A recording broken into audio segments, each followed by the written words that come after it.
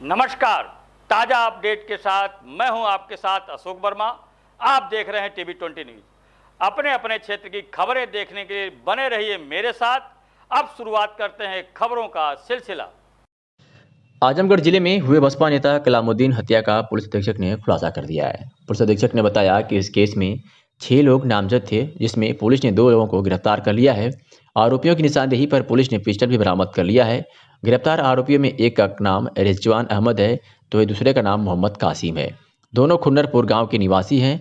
गिरफ्तार आरोपियों से पूछताछ में पता चला कि इस हत्या के तार दुबई से जुड़े हुए हैं, जो सोची समझी प्लानिंग के द्वारा 2 अज्ञात शूटर व एक स्थानीय शूटर मुस्तफिर के द्वारा बसपा नेता पर गोली चलाकर हत्या की गई थी। पुलिस अधीक्षक ने बताया कि मृतक कलामुद्दीन के भाई से अली शेर व मसरूर दोनों दुबई में रहते हैं। पुलिस अधीक्षक ने भी बताया कि 2012 में खुर्शीद की हत्या बाबू द्वारा की गई थी, जो कलामुद्दीन का सहयोगी था, जिससे नाराज होकर कलामुद्दीन ने वर्ष 2020 में कामरान की निर्मम हत्या कर दी थी। इस प्रकार खुन्नानपुर से लेकर दुबई तक पार्टी बंदी हो गई थी। एक का नेतृत्व दुबई में बैठा मसरूर व अली शेर, तो वहीं दूसरे का नेतृत्व मृतक कलामुद्दीन करता था। और क्या कुछ कहा घटना के बारे में सुधीर सिंह एसपी आजमगढ़ में, आपको सुनवाते हैं। एक हत्या की गई थी, उसका खुलासा हो गया था। कौन अपराधी है और किन वजहों से हत्या को अंजाम दिया था? देखिए 15 फरवरी को कलीमुद्दीन जब अपने घर जा रहे थे तो इनकी हत्या कर दी गई थी और उस हत्या में 6 लोग नामजद हुए थे, जिसमें कुछ लोग दुबई में हत्या के समय थे, वो 120 में थे और बाकी लोग गांव के लोग थे। इसमें आज उस हत्या का पूरा खुलासा हुआ है, उसके कांडों का भी खुलासा हुआ है। इसमें 2 लोग, एक रिजवान और एक कासिफ, ये 2 लोग पकड़े गए हैं और इनके पास से हत्या में प्रयुक्त 32 बोर का रिवॉल्वर भी, पिस्टल भी बरामद हुआ है। खोखे भी इनके पास से बरामद हुए हैं और कारतूस भी इनके पास से बरामद हुए हैं।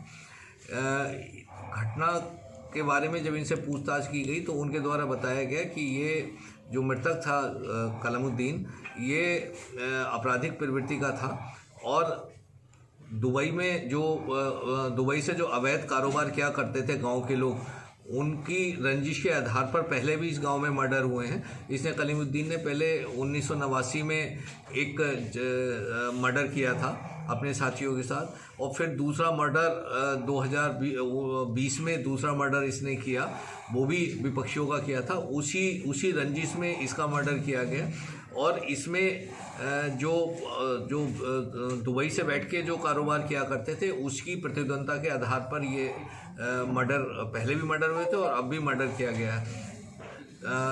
कुछ लोगों द्वारा ये प्रचारित किया गया था कि ये जो पार्टीबाजी की रंजिश के कारण ऐसा हुआ, लेकिन ऐसी कोई बात इसमें नहीं पाई गई है और ये प्योरली मर्डर जो है वो गांव की रंजिश का है। जो इनकी प्रतिद्वंदता, जो इनकी जो कारोबार है, उसकी प्रतिद्वंदता के आधार के ऊपर ये मर्डर किया गया है। तो जैसा क्या देखिए उस पर सब जांच चल रही है, उस विषय में अभी जांच चल रही है और क्या इनका कारोबार था, क्या लोग कहते हैं कुछ अवैध कारोबार था, कुछ हवाला का कारोबार था, लेकिन उस विषय में भी जांच चल रही है। उस विषय में अभी हम कुछ कह नहीं सकते, लेकिन जो बात सामने आई है, जो आपस में बात आई, वो यही है कि इनके उस कारोबार के कारण ही ये मर्डर हुआ। ये इनकी CDR से भी एस्टेब्लिश हुआ है कि जो प्लानिंग हुई वो एक दिन पहले हुई और 15 तारीख को ये मर्डर हुआ। सर कितने लोग किए हैं, उनकी गिरफ्तारी कैसे की जाएगी और कब तक की जाएगी? देखिए जो बाहर लोग बैठे हुए लोग हैं, उनका एक प्रोसीजर है और वो जो हमारा विदेश मंत्रालय उसके थ्रू वो यहाँ से गिरफ्तारी वारंट लेके जाएगा और वो उसके आधार पर फिर इनका प्रत्यर्पण होगा और उनकी विरुद्ध कार्रवाई की जाएगी। आजमगढ़ के मेहनगर थाना क्षेत्र के बैकेंडपुर गांव के रहने वाले सूरज मिश्रा, जो पूर्व में सिवली नेशनल PG कॉलेज के छात्र संघ के नेता थे, वर्तमान में जिला पंचायत सदस्य पद पर चुनाव लड़ने की तैयारी कर रहे हैं। आज SP कार्यालय पर वह जनपद के कई कॉलेजों के छात्र नेताओं संग पहुंचे हैं और SP को एक प्रार्थना पत्र सौंपा।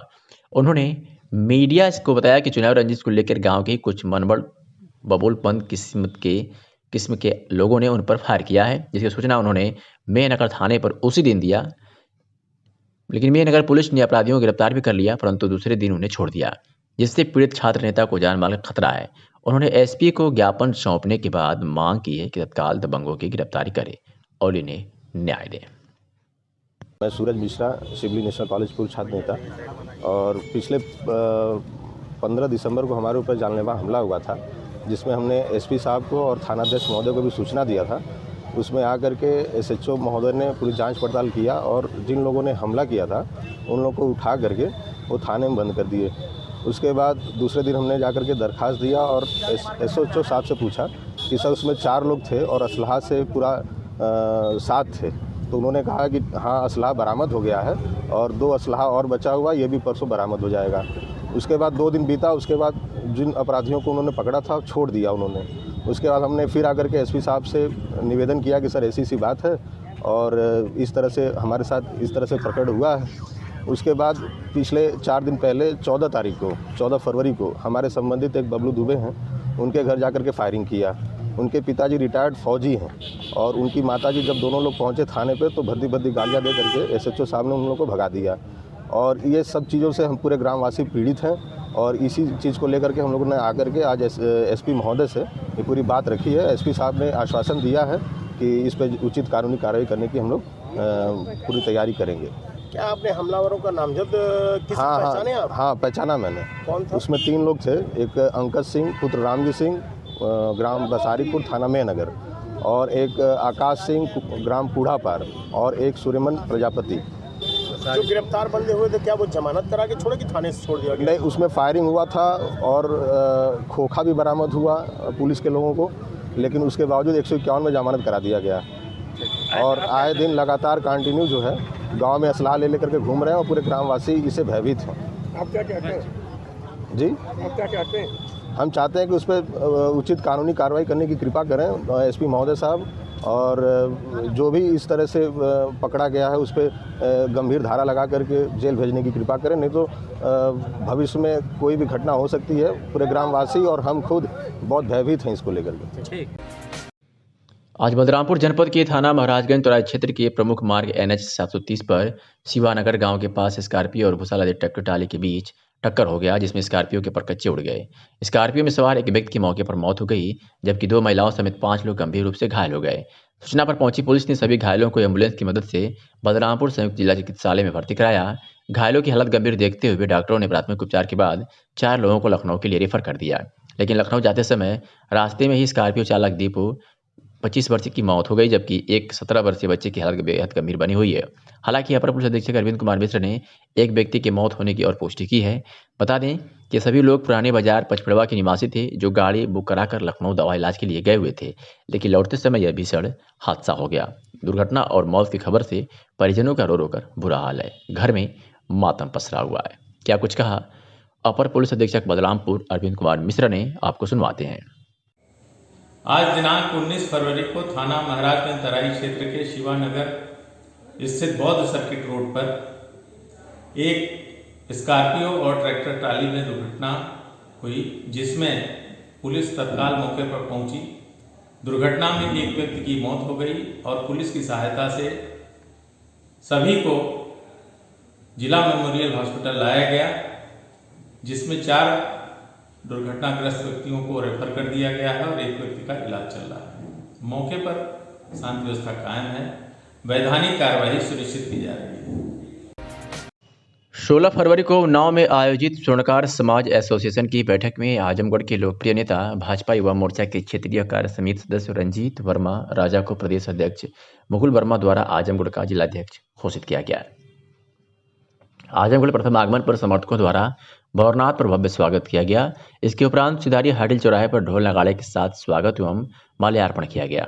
इस अवसर पर रंजीत ने कहा कि शीघ्र ही जनपद में संगठन की इकाई गठित कर अपने समाज के शोषित पीड़ित भाइयों की आवाज मजबूती से उठाने का कार्य किया जाएगा। इस अवसर पर राजन गुप्ता, गौरव रघुवंशी, शशांक तिवारी सहित कई लोग मौजूद थे।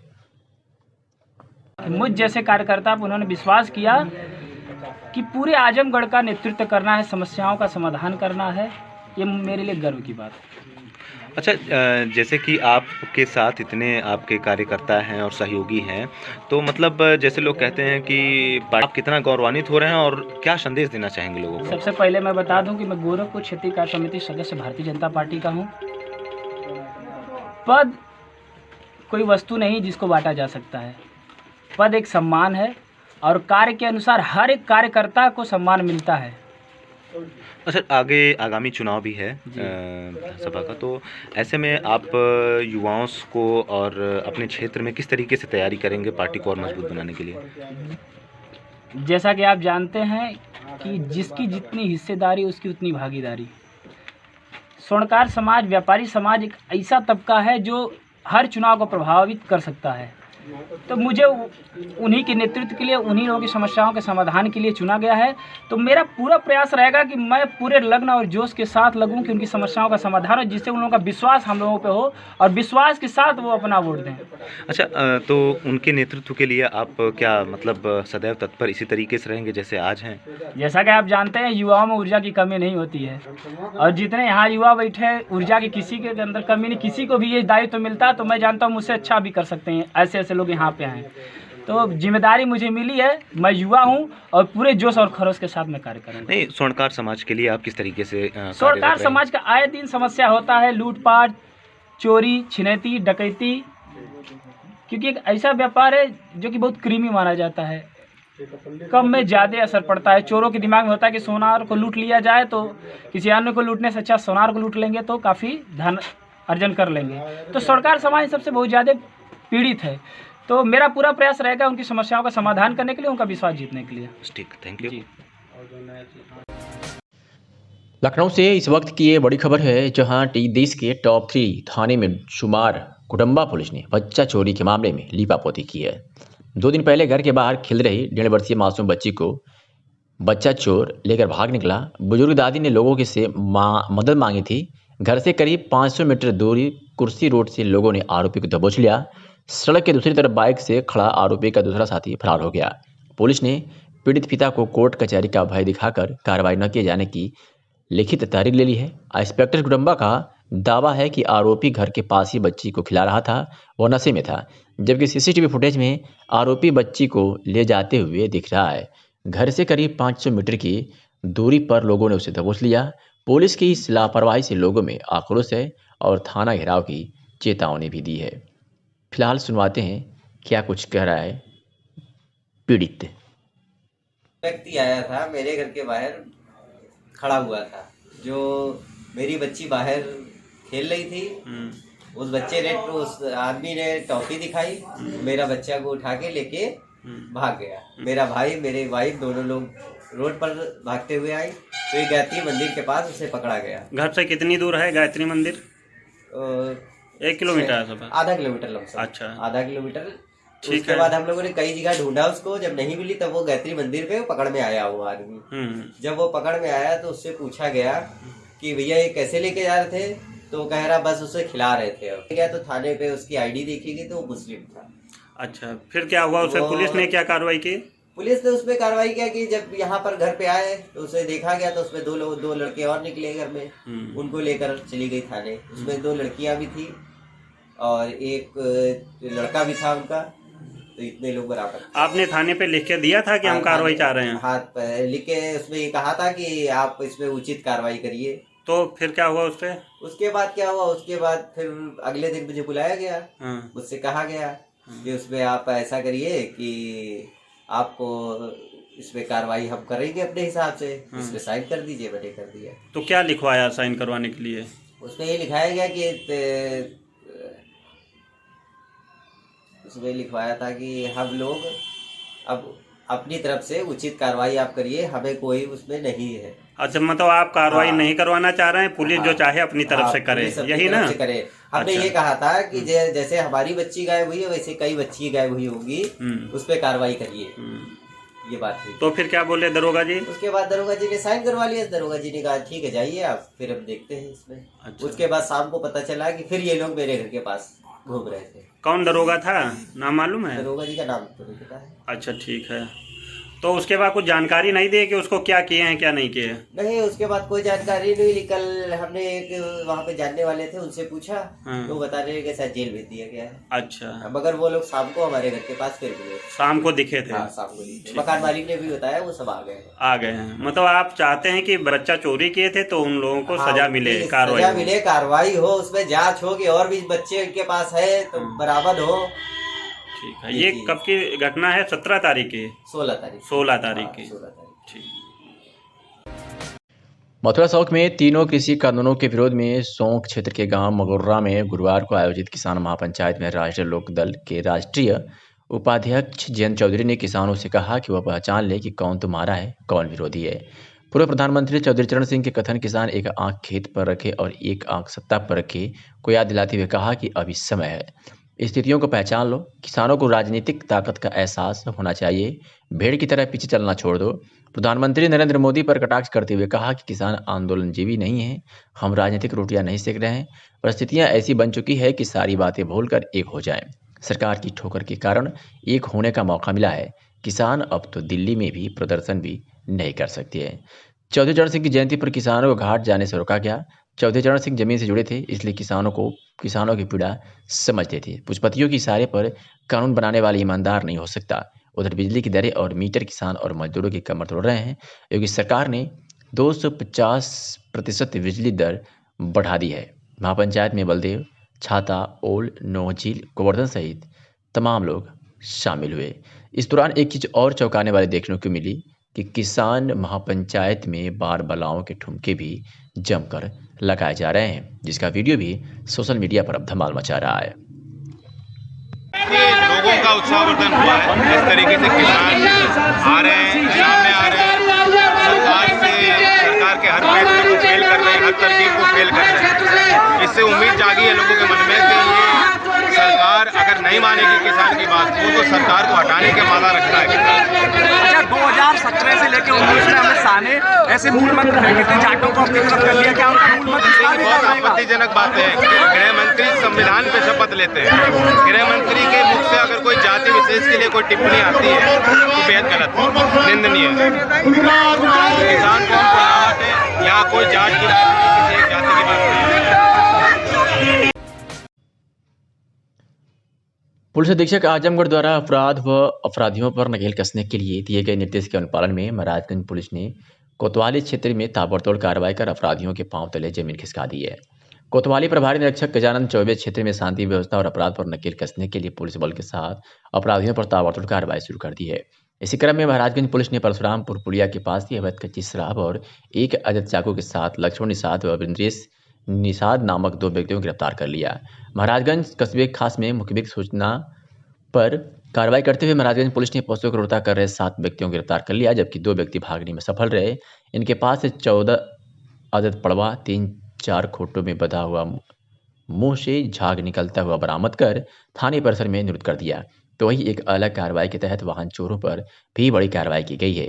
मिली सूचना के आधार पर महाराजगंज पुलिस ने रणवीर, गोपाल व जितेंद्र नामक 3 वाहन चोरों को परशुरामपुर से गिरफ्तार कर लिया, जिनके पास से चोरी का वाहन बरामद हुआ, जिसमें 1 अदद अपाचे, 1 अदद स्कूटी और 1 अदद हीरो होंडा स्प्लेंडर भी बरामद हुआ है, जिनके नंबर प्लेट बदलकर अपराध को अंजाम देने का कार्य किया जाता रहा है। इस बाबत क्या कुछ कहा एसपी सुधीर सिंह आजमगढ़ में, सुनवाते हैं आपको।